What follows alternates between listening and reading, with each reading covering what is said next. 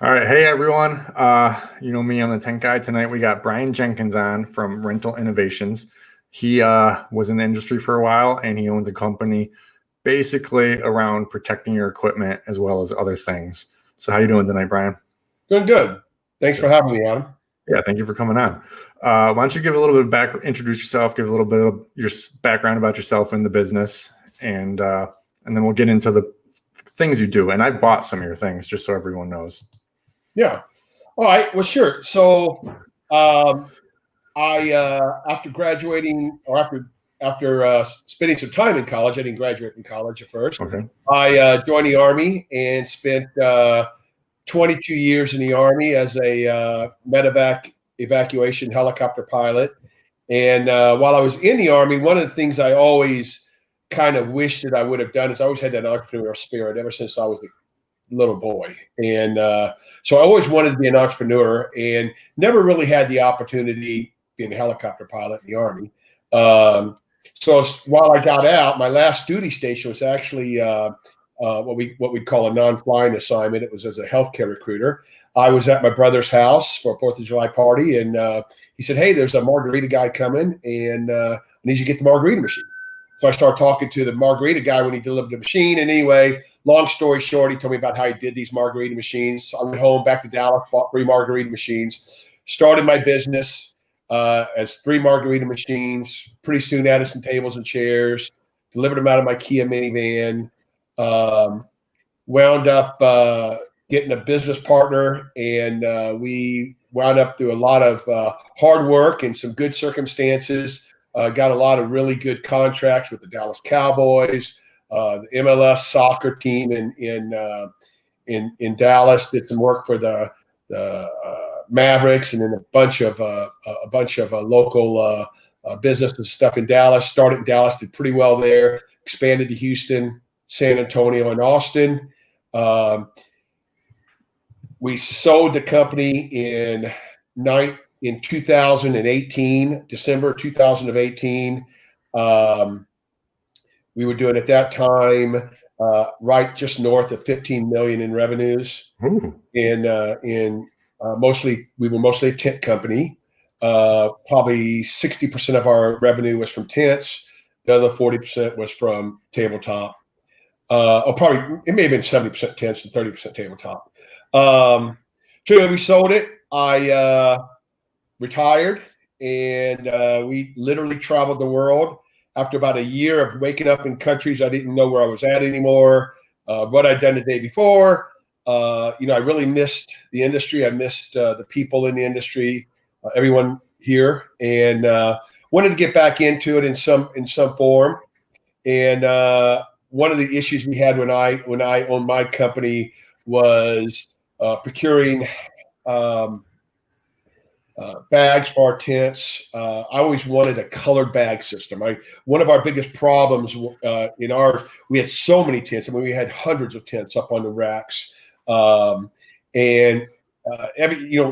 invariably that one end that we needed was in one of the 300 or 400 same looking colored bags that we had up on the racks. And our guys would spend hours going through those bags. And I always said, why don't we just have a color bag? Why don't we just have a color bag? And the only thing we could ever find was a vinyl color bag. We didn't want to do vinyl because vinyl didn't breathe. It wasn't good for the tents. No one made them. So after my year of traveling, and I flunked retirement, came back into the industry to start the color tent bags, Rental Innovations.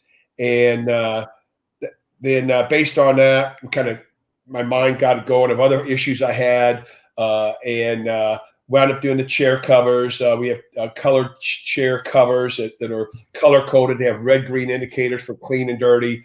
Actually, let me show. I'm going to throw those up. This is your chair cover bag. This one's in black. You also have an orange one. And as you can see, there's a red mark and a green mark. So if it was on green, being open, that would mean like it's good to go. It's clean. If it was on red, it would mean this stack needs to be looked at. Not only is it protecting the chairs, but it's also giving you some information on the status of the chairs. Yep. And we actually also, Adam, that we had black and orange. We've also gotten we've got 3 other colors coming in, 3 or 4 other colors coming in. So now you're gonna be able to have them on your brown folding chairs, your white folding chairs, your garden chairs, and now you get be able to differentiate by the different colors. So right. So if someone just goes into the warehouse where all the chairs are, and like my white padded are in black, I'm going to get your orange ones for my white non-padded. There you go. Because those get beat up in the truck. So you don't have to actually lift the cover at that point. You just know that orange one, those are white non-padded. But the black ones are white padded. So I mean, we spend a lot of money on our equipment, and right. and you know, where does it get beat up? It gets beat up in transit and out of transit. It gets, in that in that part. That's where our equipment gets beat up, and it's important that we protect it during the transportation process. While it's sitting in our warehouse, of course, the warehouse is filthy, so we clean these nice chairs. They may not go out for a week or 2 weeks. By the time they go out, the customer gets them. If they're not covered anyway, the customer runs their finger on top of it. There's a thing of dust, and automatically, the customer's got a bad taste in their mouth. Even though we may have spent all the money and time to wash them 2 weeks earlier, now they got dust on them, and the customer's going to, oh, my chairs were filthy. And they weren't filthy. They had just a little bit of surface stuff on them. But this protects them while they're in the warehouse and all that. We also have the chair covers.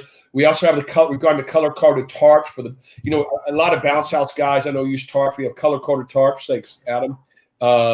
So the color-coded tarps are by size. I think we had them cut the size. So once again, really easy to see. They come in canvas, 2 different weights of canvas, and also neoprene, which is the buy at Harbor Freight. Only it's a heavier gauge. Right. So I have Palmer Snyder white padded chairs from 2005, and I've been covering them this whole time during transport and everything. And I got Palmer Snyder chairs from last year.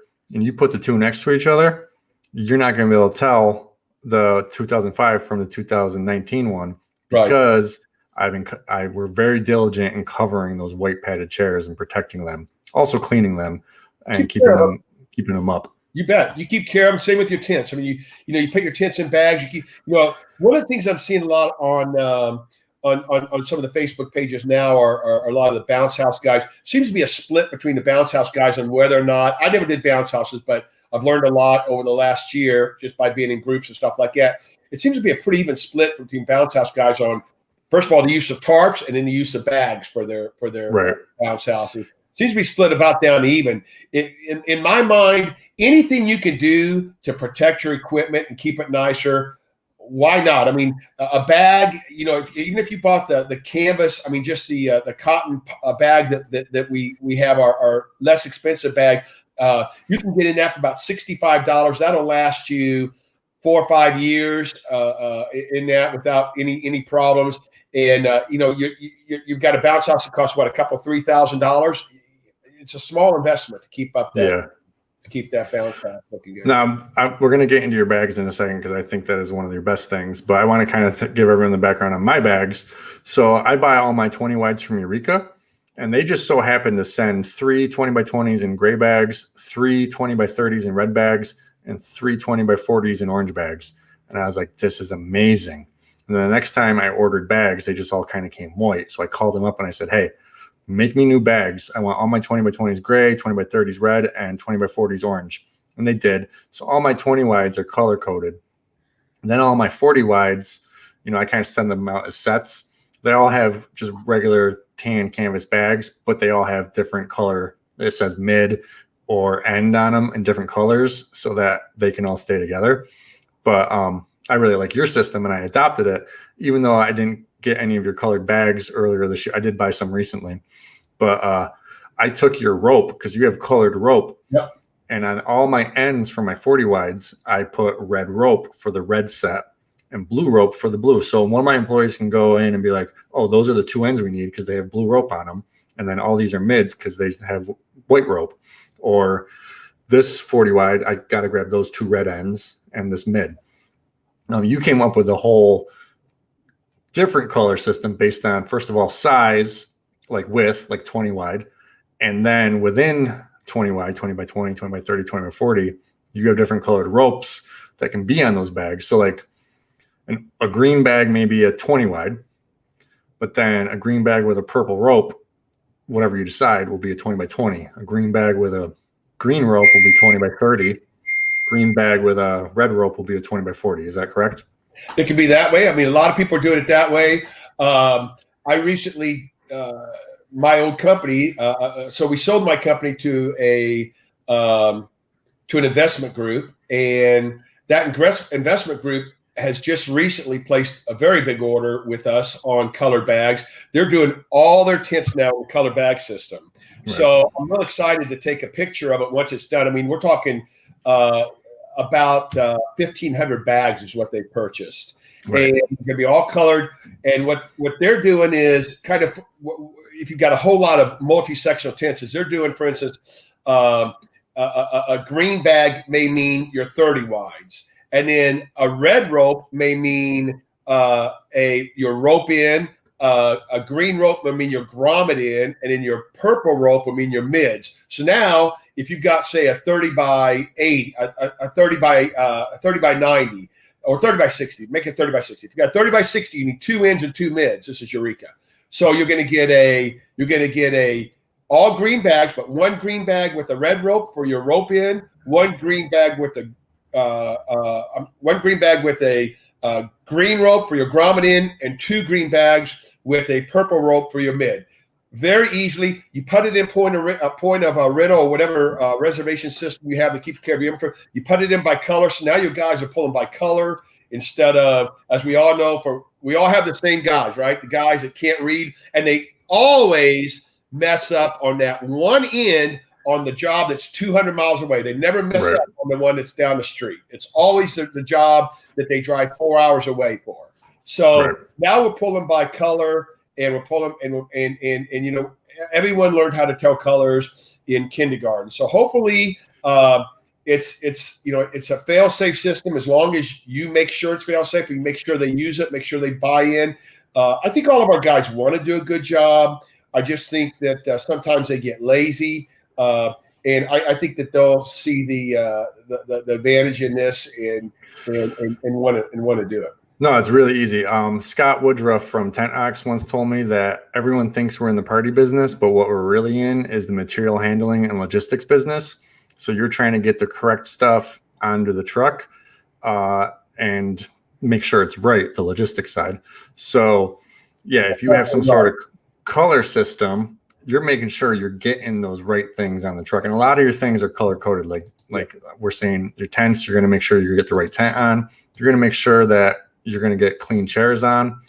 You're setting up a certain size tent. You're going to make sure that you're putting the right tarps on. One of the biggest things for me is once I put those red ropes on, you know, there's just a pile of bags at the warehouse and you got to go pick up Monday or Tuesday. Why is someone got to be searching through these bags looking for a tag or writing on the tent? They just know I need to grab these 2 red bags or these bags with the red ropes and these bags with the white ropes.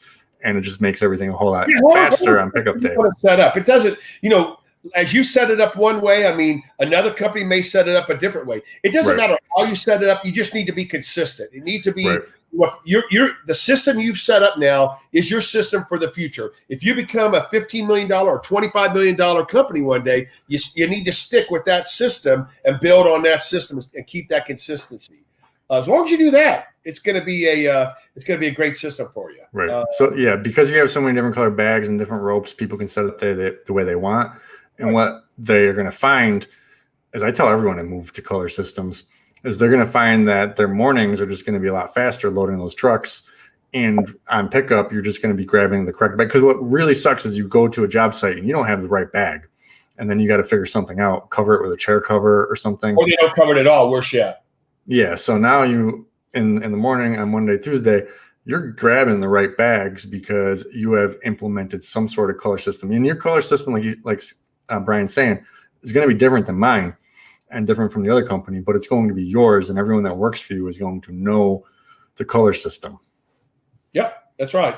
I mean, the other thing that we've developed, and it's going to be coming in here in January, I should be getting it, is for structure tents. As we all know, that for those of you that do have structure tents, you set up your structure, you set up your framing of your structure, and then what you do is you lay the the vinyl that's going to go on the roof, for instance. You lay the vinyl on the ground, and hopefully you lay it on a tarp, and then you have two guys on one side feeding it in, and the other two guys on the other side pulling it through with the rope. Right. The problem we always had was that the guys never brought tarps for when they set up structure tents for whatever reason. So what we've developed is a color-coded bag specifically for structure tents. And what it is it's like a diaper bag. So it folds upon itself, kind of like a burrito, if you will. But when you open the burrito, it's got a flap on each side that goes further out. And so now what you've got is you've got a built-in tarp that's built into, that's actually sewn into and part of the bag that protects the whole the tent. So now you never have to worry about tarp. You unfold your bag, and your bag now is your tarp. So now your sidewall, your tops are not getting dirty when they're pulling them up. They're always going to be on a tarp. Right. So that'll be coming in January. It's going to be color coded also. So that's another thing just to be that I'm real excited about that's wicked cool. So it's not saying like you guys are stupid, but there is so many moving parts that things do get forgotten. They get tired and they get, yeah. So if you're bringing that top anyways because you need it for that tent, now it's a tarp. I like that. We have another question on another thing that someone is asking if you're going to make in the future. I lost the comment, but he's asking if you're going to make 30 and 55 gallon barrel covers. We have them already. We have 55-gallon barrel covers. Everyone knows my feeling on barrel covers. I mean, barrel cover, we have the barrel Nazis out there, of course, on our Facebook. Right.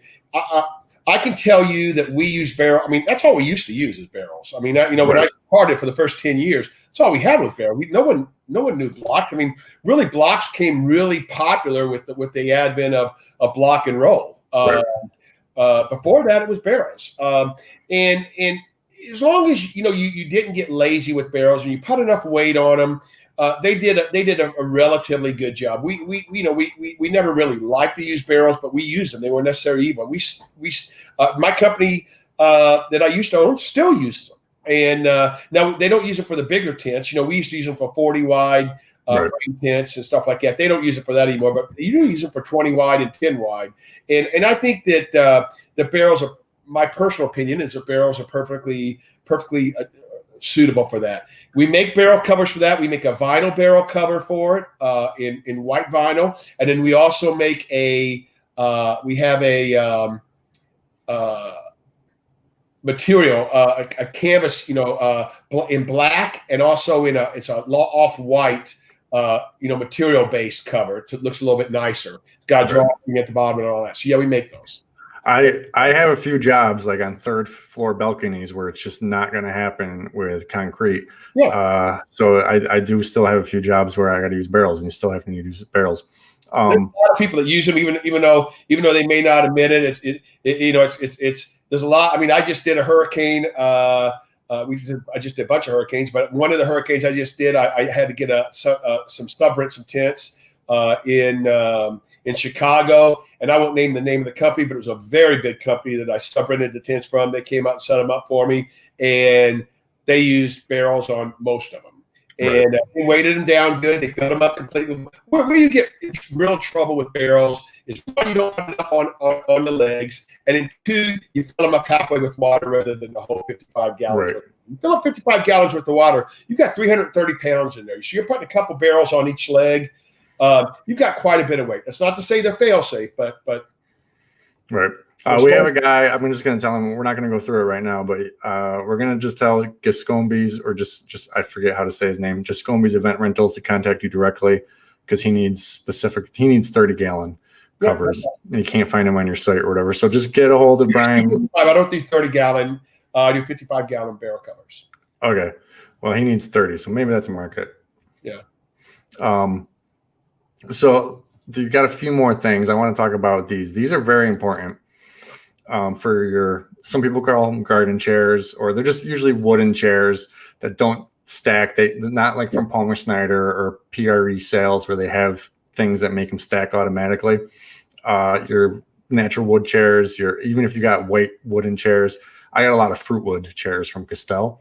We keep all ours in here. Most people say their fruit wood chairs are going to last 3 years. We keep them in these kind of bags, and they've lasted 6 years and they still look brand new. It's a bag with four compartments. You also sell one with 5 compartments. Right. This is going to keep your chairs that are wood that would normally get beat up good. And also, my tip is when you have them in these bags, you can stack them on a dolly. You just have to do a 1 ratchet one way and 1 ratchet the other way, and it keeps them nice and tight, and they're protected in the bags, and then you can move them just like you would be able to move your normal white padded chairs. But you sell these earlier, and Scott Wood just said, that we're really in the moving business. I mean, that is dead on. As a matter of fact, we actually, when we were looking for general managers, we actually interviewed and really tried to gear towards a couple different industries, and one was the moving business. If you've been in the moving business, then we felt that was because what's their job? Their job is to get stuff there safely, pack it up, and get it there without getting it beat up. The other thing we always look for, of course, me being military, was military logisticians that were in logistics, because they moved equipment overseas and they moved it back. Those kind of people is what you're looking for. But keeping your stuff protected en route, like you're doing, as you said, you got stuff that's 6 years old, it's still looking brand new, and that's because it doesn't really get beat up that bad when it's sitting. Let's face it, you set it up in a venue, people sit in it. For the most part, they're not going to get beat up. It's that loading and unloading. That's where it's going to get damaged. So you want to. Right. Yep. And then I got a tip for people with their black padded chair covers, or orange or whatever you're getting from Brian.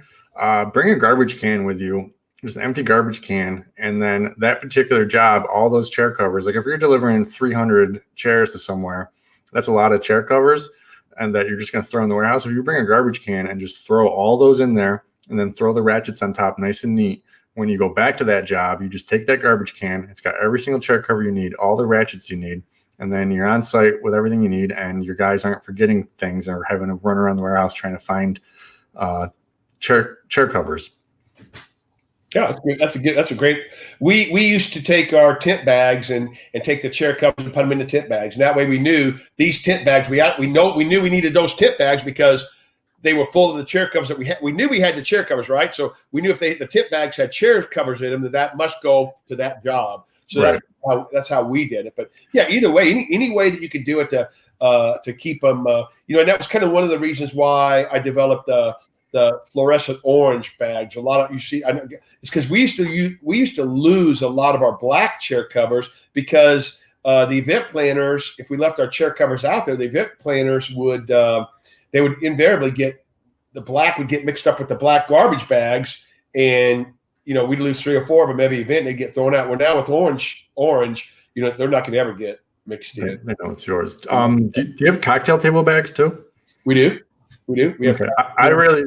For everyone who doesn't use cocktail table bags, it not only protects them, but what allows you to do is, like, if you got to park in a parking lot and you got to go through an elevator and up to somewhere, instead of just carrying two tables in your hands and then carrying the bases and poles up later, you can get 2 on your shoulder, 1 in your hand, and you can bring 6 cocktail tables up to that second floor through the elevator way easier than having to take multiple trips with them just laying in your truck. And a lot of times they do have carts for cocktail tables, but a lot of times they don't fit through doors or certain elevators. So the bags keep them protected, plus allow you to bring them in less trips. Yeah. So I want to get into your sidewalls. I know you sell sidewalls too, right? Yeah. And you have a lot on hand generally, it seems like. Yeah, that's been going very well, of course. I mean, sidewalls are a hot commodity right now in the tent industry, with everyone setting up tents for restaurants and stuff. So sidewalls have been a huge seller for us here in the last 2 months or so. I built the sidewalls, worked with the factory from the same factory that when I owned my company. Little bit of background is we imported a lot of our equipment ourselves. We imported containers of, when you get to be the size that we were towards the end, it becomes very cost effective to buy containers of tables, containers of chairs, right, from overseas versus buying, 200 or 300 from Palmer Schneider or wherever locally. We would buy containers from overseas. So, but we always wanted to make sure we got good equipment. So I've been over to China to visit factories over there on about 5 occasions. I've been over there, met with tent manufacturers, and basically developed these sidewalls in conjunction with them. Went through a couple iterations. I mean, there were some things that I didn't like about him, and that we changed how I'm doing. We've got heavy duty steel clips on the top. We're using plastic overlap buckles for the sides, and then we have grommets going on the bottom. We sell them in a 15 ounce, and we also sell them in a 20 ounce coated. The 20 ounce coated, the reason I wanted those because no one was selling them, and I never understood why. And I guess just because of the cost. But man, I'm telling you, that 20 ounce coated, it just lays so nicely on a tent. It just makes a tent look really, really nice. Now, Right. You got to be careful with them because they're more susceptible to being wind whipped, and we all know what that is. When they're not secured at the bottom, you get winds coming through there, and that wind will whip them, and you get those cracks along the Right. sidewall. I don't care if you spent $500 a wall, $1,000 a wall, or $100 a wall. If your wall is whipped like that through the wind, they're going to get those cracks. It's just a vinyl. It's just going to happen. I had a lot of long-term rentals up for COVID, and all the sides are no longer wetting. They all got cracks in them. Yeah. And you know what, sidewalls, Adam, as you know, they're kind of a necessary evil, right? Yeah. I mean, I always tell people, look, charge whatever you can charge for them. We charged, I think, for solid, we charged $1, and then a linear foot. We charged $2 a linear foot for window. And I always felt that if I could double my money out of them, and maybe on some get maybe 3 times my money out of them before they started looking too bad to send out, then I did pretty good. Right. My money was in the tent. And then really where the big money is what's underneath the tent, right? The flooring, the china, the table, the chair. That's where the real high revenue, that's where Right. the high revenue dollars are. Mike Novosel from Aztec Tents took me out to lunch one day, and he put it really well. He's like, the tent is like the bread of a sandwich. What's the real meat, the real money is what's under the tent. Yep. The tables, the chairs, dance floor lighting, and stuff like that. Man, that's right on. I mean, it's the tent costs. It's very expensive to set up, as we all know that are in the tents. Very expensive setup. Your guys that have to set those up are $25, $30 an hour guys. But any idiot can deliver a chair and some containers of tables and some boxes of china. Anyone can do that. Any $10 an hour guy can do that. So that's where the real money is. Right. Are you going to start making ratchets or sourcing ratchets? So we have ratchets now. I've got them in stock. Okay. Ratchet straps. I've got 2-inch ratchet straps in stock. I've got single and double yoke. And those are made here in the USA. And they're a 10,000 pound brake strength. So really good ratchets.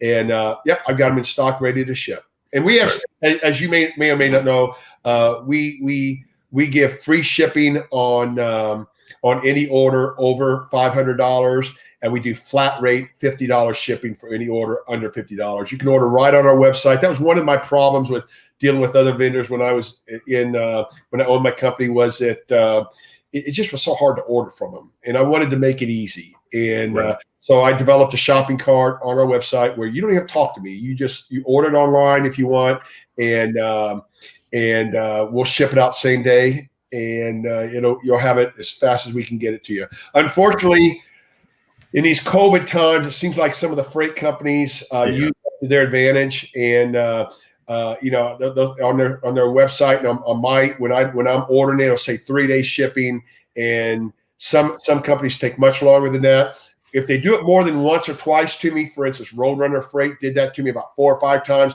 I stopped using them, and even I don't care if they're $50 cheaper. I don't use Roadrunner Freight anymore. But for the most part, we can get them out. We can get pretty well in the United States anywhere within 3 to 5 days shipping. Right. I got to order a new bag for me. I ordered some bags for you recently, but I actually need to order the biggest bag you have because I got a 30 by 45 that I'm keeping in one piece. I just ordered some green bags for me. I'm going to use for my 20 by 40 frame tents. Yep. But I got to order the hugest, biggest bag you have. That'd be our purple. So that it fits. What's that? That's a big bag, the purple. Yeah. Another thing so a lot of times when you order tent from a company, they send it to you in a vinyl bag and the tent fits right then and there. But then you take it down in the fall, it's not going to fit. I always suggest everyone buy much larger bags than you need, and now also buy them color coded so that you can increase efficiency. But you're going to need those bigger bags because come fall time, you're not going to be able to get those tents back in those bags that go from the manufacturer. Especially if you're up north where you're rolling them up cold. Yeah. We have a non-bag, non-protective equipment thing, but you used to own a company. So did you charge for barrels? He charges $15 for each barrel. We charged $25. We charged $25. Let me see. It was $15 if we could fill them on site, and it was $30 if we filled them, if we had to bring them filled. And I thought that was pretty good until this last hurricane. I still own the hurricane business. I still do tents. I own 3 semi-trailers full of tents. And I still do hurricane relief. And I did a lot of business this past couple months, as you can imagine, right. For hurricanes. And but sometimes it doesn't make sense for me to send my semi-trailers out. It's a smaller job. As in the Chicago, we had a big windstorm up in Chicago, it knocked a bunch of power out. I didn't send my stuff up because I knew it was going to just be for a few days. But the company I used up there, and then I used one in New York also, they were charging me $50 and $75 a barrel. So it's a market thing. Whatever you can get for your market. I mean, I would say if you're charging $15, I think is what I saw there. I think that if you're bringing those out filled, that is pretty cheap. I'd probably go to 25 if your market will allow it, and if it will, I maybe even go higher. Right. Look at your competition. Look at kind of see what blocks are going for. You probably can't get for a barrel what you could for a block, but let's face it, customers really don't know the difference between a barrel and a block. They don't say, "Oh, well, you brought a block. Oh, we're going to charge. We understand you're going to charge us more for a block." They don't understand that. All they understand is ballast. So sometimes it's better to put on your invoices not even barrels. You just put ballast and leave it that way rather than specifying block or barrel or bag of leaves. Whatever you're going to do, just leave it as ballast. I like that. We got a fun question. I think you know this guy. This is Justin. He says he's talked to you a few times. He just wants to know, what's the biggest tent you've ever set up, frame or pole tent wise? Biggest tent we've set up was we set up 100 by 360 for the very first hurricane we ever worked, and it's a 2-minute story. It's the first job I ever worked for this hurricane company that I can still work for to this day. I promised them that I had when we first started. We've been in business all of 6 months. They asked me how many square feet of tents we had, and I think I lied and said we had about 60,000 square foot. I think we may have had 10,000 square foot of tent. Anyway, long story short, hurricane comes through. He gives us a site. It's about 3 days out. Looks like the hurricane's going to hit. I've got 3 days to come up with what I've said now that I had, which was about 40. I needed about another 40,000 square foot of tent. I call up Eureka, asked him what he's got on his shelves. He had 100 by 360 on the shelves. I bought it, and we set it up the very first time. It came in in 2 days. You got to us really quick. And we set it up 100 by 360. And we wound up setting up that tent several times in that configuration. We wound up getting structure tents, 30-meter structure tents, and wound up setting up a lot of 100 wide by 300 long and longer structure tents for churches and stuff like that. But generally 100 wide was about as wide as we went, and lengthwise 360 to 400 feet was about as long as we went. Could have gone long so far. Once you as we all know, once you do the first couple bays, Everything else goes up easy. You just keep going and going and going. But right. going up, I think about 400. I'm going to throw up 2 more questions here, and then we'll get into wrapping up about the future products you're going to do, and you can just kind of list off the things you have. But what color bag do you recommend for a 20 by 20, 20 by 30 tent? Basically a 20 wide tent, and with what you sell. The best way for me to answer that question is everyone rolls their tents differently. I've got a bunch of, as I told you, I do the hurricane business, and I needed some tent bags I had a bunch of 20 wides that my client uses for security guards. So they have security guards at all the entrances to where we set up these base camps, and they do it 20 by 20s. Well, I didn't have bags for these tents, and we went outside and we washed them and then rolled up our 20 by 20, their high peaks. We rolled them up and we put them in red bags, which is our smallest bag that we have. And then I sold that same bag to another guy that was up north. And he said, "Are you crazy? There ain't no way I can use these bags for 20 by 20s. So I paid to have them all brought back, and then I sent him the next size up, which was a green bag, and that worked out better for him. So the answer to that question is how I roll my tent tops and how you roll your tent tops defines what size bag you need. But for general purposes, I would say if you roll your tents up tight, and we roll ours up tight, and you're in the South, then you can get by with red bags for your 20 by 20s. If you're up north or you don't roll them up as tight, I would say that you need at least a green bag, which is the second biggest bag, the smallest and the second to the smallest bag we have. Right. I would always say anytime you're ordering bags for the first time or first couple of times, you don't order those online. I always want to talk to you. I always want to go through it and let's brainstorm about it. Because for me, I want to make sure that we get you in the right system from the beginning. Because you buy those first 8 or 10 bags, that's what we're going to go with. As we said, that we got to stay consistent. Now, when you're a $10 million company, I still want you happy that you're buying. You're still able to stay within that system, and we're not having to change systems up now. Right. So we want to start out right. And so it's always better for us to spend a half hour or 45 minutes or even an hour just talking about it and maybe getting some measurements, going around the circumference, and then let's talking about it, make sure that we're getting you into the right size bag and the right system. Right. Perfect. All right. We got one more question, which I think that you're going to be more qualified to answer than me. How would you recommend to fold up clear top tents? I don't have any clear top tents. It's just not my market. We rolled them just like everything else. I mean, I don't know that I haven't heard any different. We had clear top tents. We rolled them just like we rolled every other tent. Did you fold them accordion style and then roll them, or just fold them in half and half and half?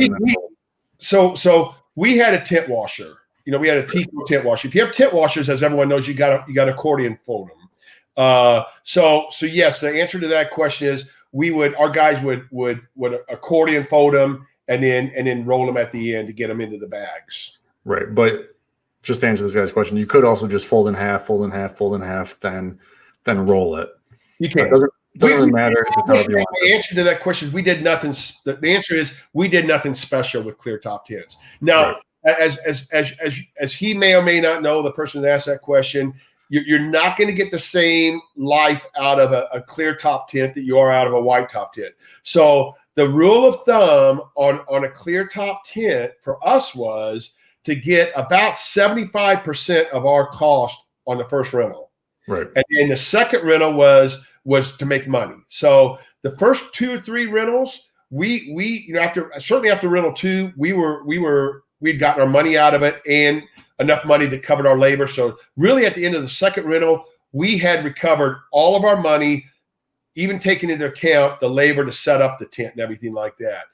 Then 3, 4, and 5, however many more rentals we got out of it, we were able to, that was pure profit minus the labor. Right. The bottom line is you're not going to get, if you get 10 uses out of a clear top tent, maybe 15, I think you're going to be doing good. You're just not going to get like a white blackout tent's going to last you 10, 15 years, 20 years if you keep good care of it. You're not going to get that out of a clear top tent. Right. So everyone who bottom line, if you're in a market where they're not going out that much, don't entertain the one customer who wants the clear top tent, because you're not going to get out that much. It's going to suck having it sit in the bag and only go out once a year. I agree. Don't go with that. Sub-rent it from someone. Yeah.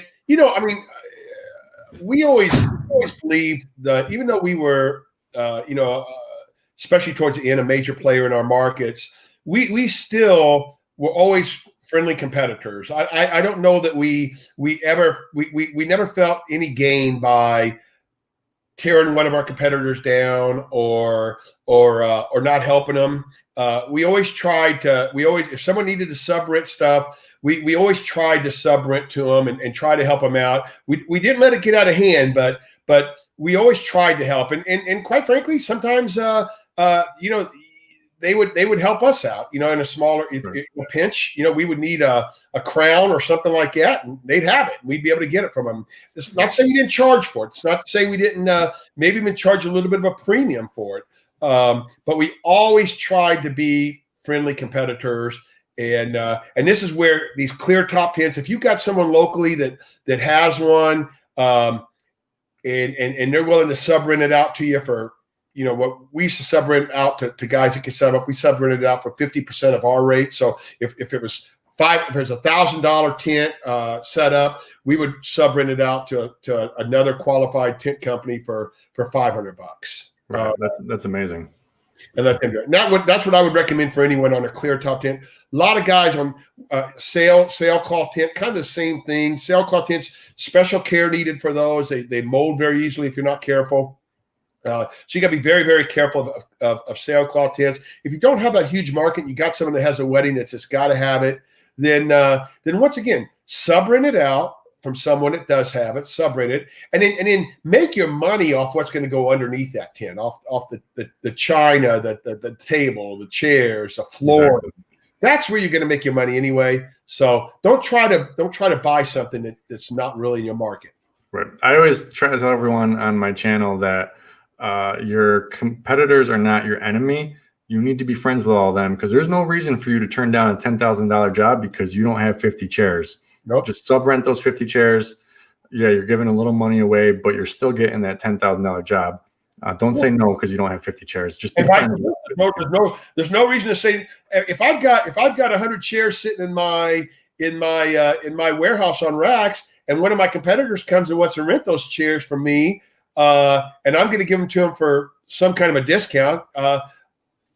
Whatever I make off him, if he's going to come pick them up and he's going to return them back, I mean, if I make even 50% or 60% of what I normally would, well, hell, that's making a lot more money for me than sitting on my racks. So exactly. Why not? And you're helping them out. And then when, hopefully when turnaround comes around, you can go to them and they're going to help you out. Right. All right. We got one more comment, and this is a customer service one saying how great you are. And then we'll get into wrapping up. I just want you to tell me like a bunch of products you have and what you have for the future. But this is from Justin from Party Rental Knowledge.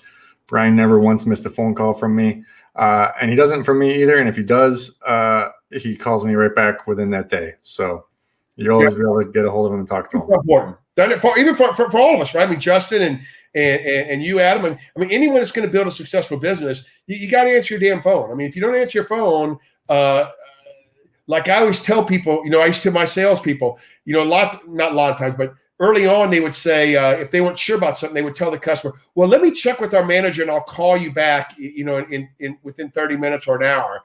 Well, my question on salespeople, when you do that, do you think that person hangs the phone up and then sits there and twiddles their thumb waiting for you to call them back? Or what do you think that person's next step is? They're on Google already, right? They found you on Google. So what's their next step? Their next step is to go to that very next company and call them and see if they got it.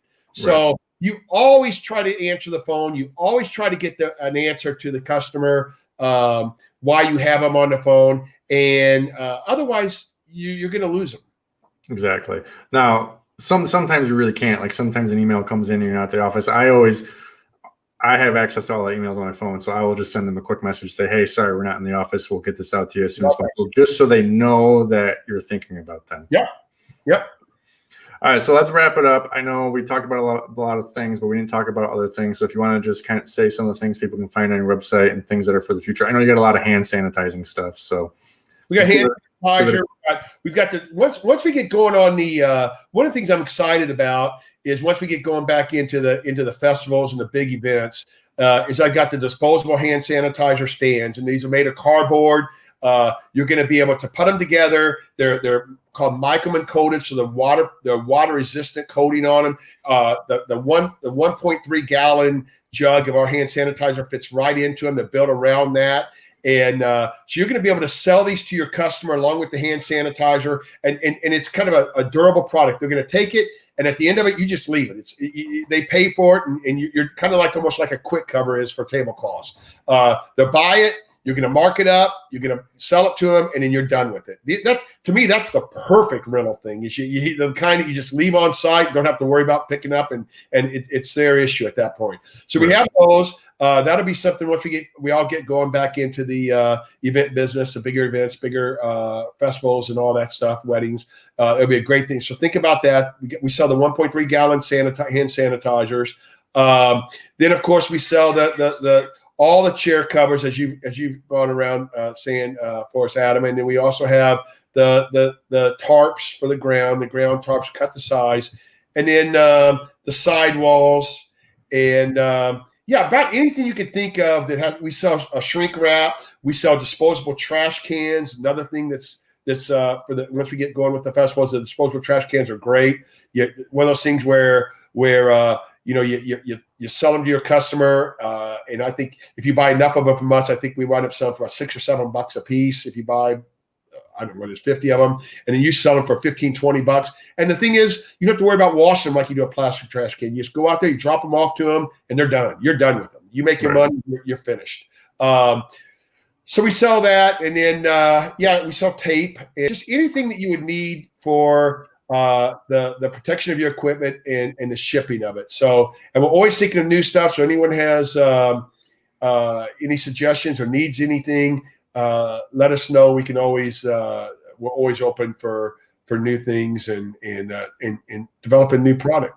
Right. So everyone, thank you for watching. And I just want to say that, like, you may get a little scared, like you got to buy a whole bunch of tent cover or chair covers and tent bags, and it may be like, oh my God. But if you think about, if you can make a white padded chair last for as long as I did since 2005 to 2020, it's going to be way more cost effective to buy some chair covers, which aren't really that expensive, as opposed to every 5 years having to buy new chairs.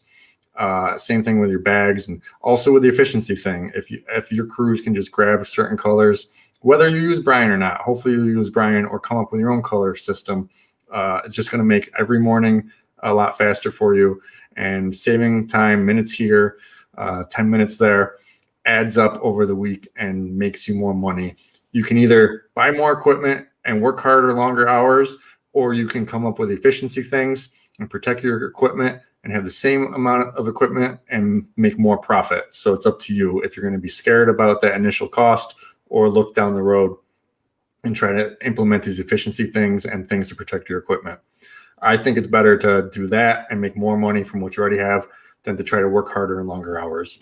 I agree with that. And Adam, if I can just close by saying that if anyone wants to ever call me or email me, I mean, as they said, I'm always available on my cell phone. My kids are all grown. My son works in the business with me, and he's been in the tent business for 12 years. But if anyone wants to just call and ask any kind of question about how we used to do things, my recommendations, I'm always available day or night or weekends. You can call my cell, and I'm always happy to talk to people and give you what my 2 cents on from anything from how to what I think about ballasting to preparing your business to sell. I can tell you, what we went through and how we did. It's a lot of different questions out there, and it's nice to have people like you, Adam, and anyone out there that someone can feel comfortable just calling and feeling safe that they're not going to be thought of to be a dummy. Because I remember when I started, I asked a lot of dumb questions and a lot of things that I wasn't sure, and it was through the help of people that had the experience and gone through it that made us successful. Right, definitely. And just reiterate, before you buy a tent bag, make sure you call so that you're making sure you're getting the Yeah. big, the one that's large enough for you, depending on Okay. your climate and other things. But anyways, thank you for being on, and thank you everyone for your comments and stuff. And we'll see you next Tuesday.